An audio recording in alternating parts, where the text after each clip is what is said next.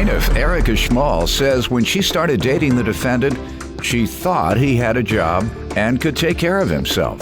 However, after they moved in together, the defendant confessed that he'd been fired, and instead of looking for a job, he slept all day. She's suing him for a cable and cell phone bill.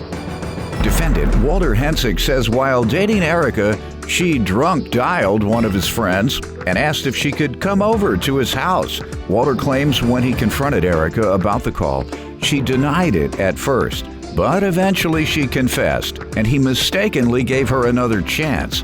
Walter claims Erica is suing him prematurely. Start with you. Okay, so basically I met Walter back in October, and I was thinking, here's a man I don't have to take care of. He has a job, a car. October of what? October of last year. And a little by little, things started falling apart. He wasn't what he proclaimed to be. And how so? He told me that he was on 2 weeks paid vacation when he moved in. And he How long after meeting him did you move him in? He moved in, I want to say in June.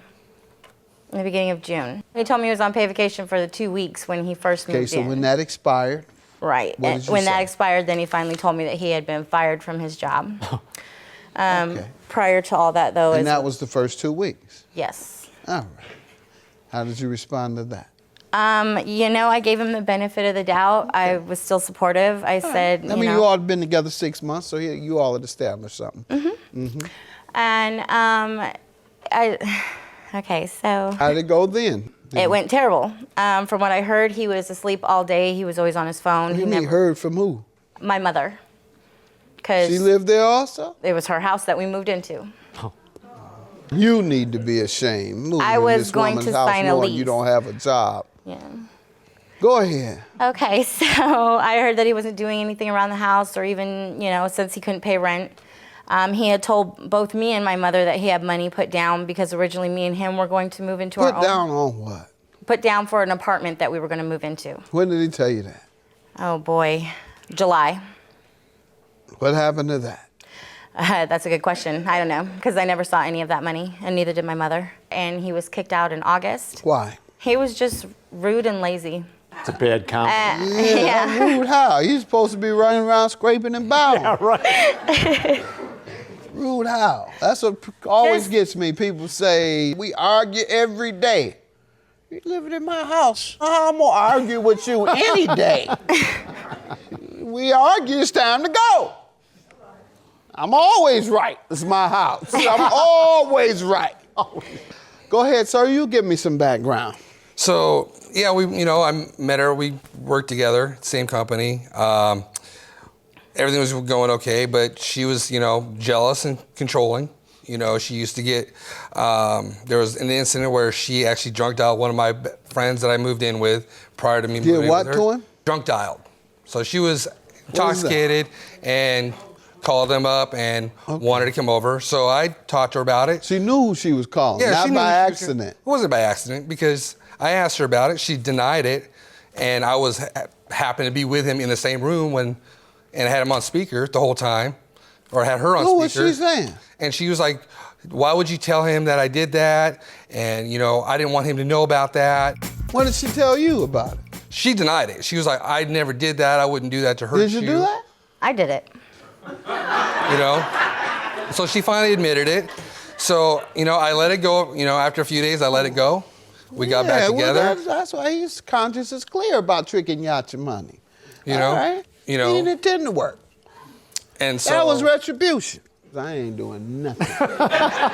You call so-and-so, have so-and-so pay the rent. Have my buddy pay. That's who you called him. You like calling him so much, call him and get your rent. I ain't going nowhere and I ain't doing nothing. Honey, did you clean up today? Nope. Why not? My leg hurt. Did you mow the lawn today? Nope. Why not? My arm hurt. Go ahead, sir. I got your game down. You didn't intend to do nothing when you got there. So, got in, moved in, and basically a couple months had gone by. I finally found a job working, and talked to her mom, and I was like, here's the deal. I got a job now. If I started paying you this amount of money, can I just stay? Can we just stay here? What until amount? Don't skip the amount. I offered, $600 a month. Okay. At first she was like, let me think about it.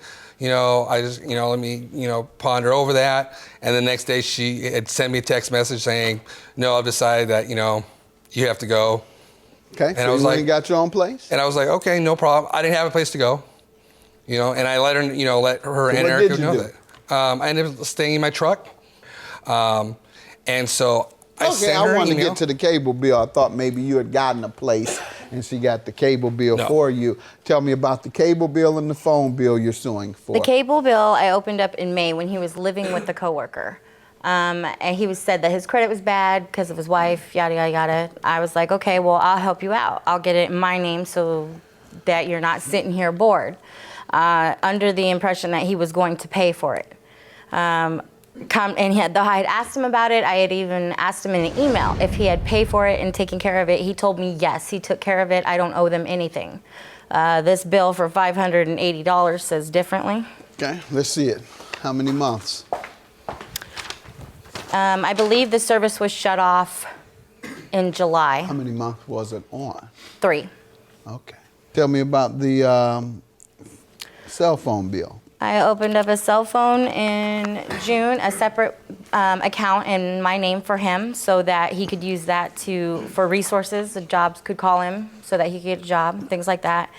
And at the time, we took out a Galaxy Note 4 and a watch. And that was what I was aware of. What do you mean, a watch? The Samsung Galaxy watch, that's like a phone too, it goes with it. The most modern electronics you can get. He told me he In the basement. Still in the basement. Won't clean, eat up everything, won't pay any rent, and you get him the latest technology known to man. Given that though, this was before when he still had his job. Go ahead. Anyways, Let me see a list of the things. How much is it that he... the grand total for the cell phone bill or for everything is actually $3,400. How about the cell phone? Cell phone bill is $2,902.36. Oh, please. That man was calling the 1-800 women. He at home during the day calling 1-800 women. Could you talk sexy to me? Yeah. You know half them women be men, don't you? Yeah. I hope y'all know that. When you call them 1-800, think you're talking to a woman, those are men. What you doing? I'm laying here. Sound like a cutie. Yeah, you sound like a cutie pie. You would be careful calling them 1-800s, man. You had to do that, run up a bill like this. How do you run up $2,900, sir? Just by luck, I guess.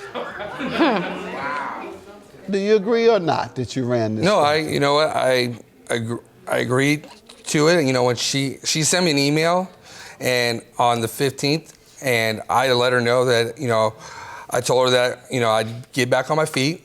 I finally got my job. I finally got a place to stay. And on the 15th, on August 15th, I told her that I would go ahead and send her money little by little.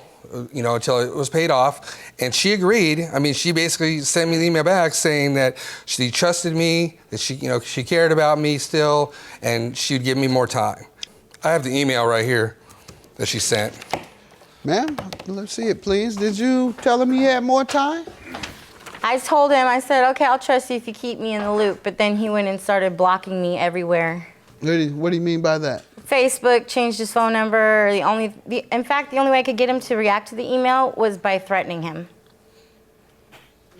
Because I had sent him prior emails and he ignored them. Yeah, but you say, okay, I'll trust you again. And then 6 days later, she files a lawsuit. Is that true? You filed a lawsuit 6 days later? I don't know if it was 6 days, but yeah, shortly afterwards. Why? Because I came to realize that I shouldn't trust him. How did you come to that realization in 6 days? I prayed about it. I don't know. Okay. And I you laugh, you think it's funny, but he doesn't know you yet. You didn't give him time to even make an effort. The 6 bill days. told me that they were going to file this to my credit. If you told him 6 days earlier, I will trust you and give you time to pay. Then 6 days later, after you playing with God as you did, prayed on it. So you better pray that the next time you come to court, that judge will give it to you, because I'm ruling that it is premature. Now, if he doesn't pay you or respond within the next 60 days, I would suggest you bring it back here or take it to another small claims court. But he has a legal defense, and his legal defense survives. Have a good day. Your claim is dismissed at this time, and refile it at a later time if he doesn't pay you.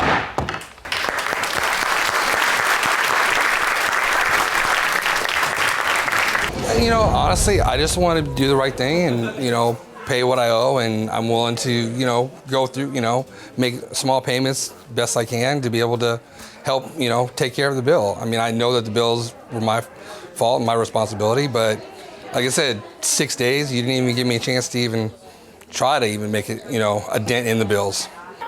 I think you're an I know you're not going to pay me. So thanks for sticking me with the large bill. That's all I have to say. My hope is that she can proceed with the small claim that she has going, and we'll get you anyway